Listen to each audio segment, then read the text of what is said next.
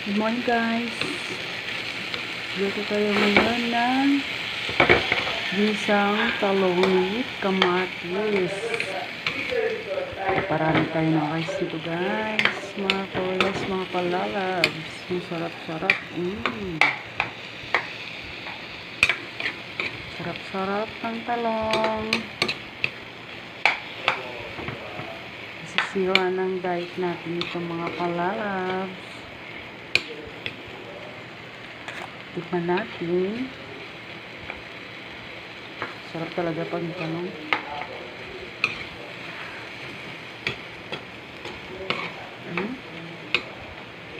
Masal natin.